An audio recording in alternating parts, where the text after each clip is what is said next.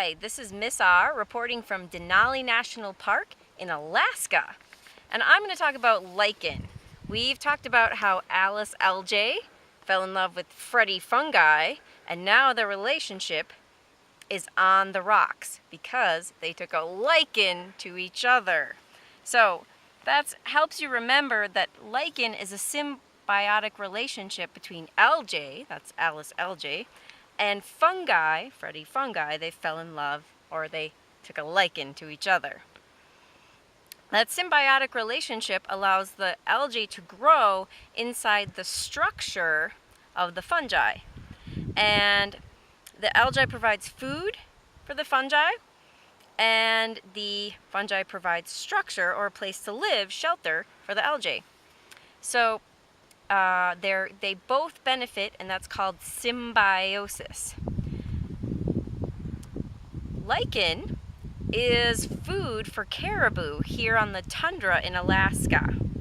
In fact, we call this, when you see this in the boundary waters, we call this reindeer moss. But of course it's not moss, it's lichen. And reindeer are actually domesticated caribou. So this is what caribou eat throughout the winter. And in order to digest it, they have a special enzyme. We know enzymes are proteins that help chemical reactions happen faster. We have several thousand enzymes in our body, and caribou have a special one called liganase. It helps them break down this lichen and get the protein out of it, the nutrients out of it, so they can survive the winter here in Alaska.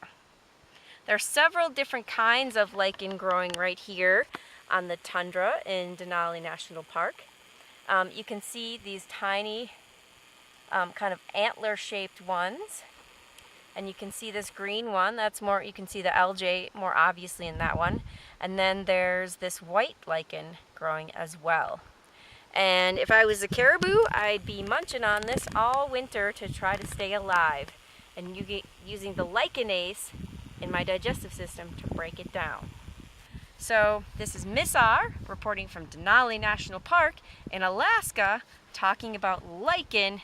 And remember, that's Algae and Freddy fungi took a lichen to each other. Symbiosis. Thanks a lot. Miss R signing off.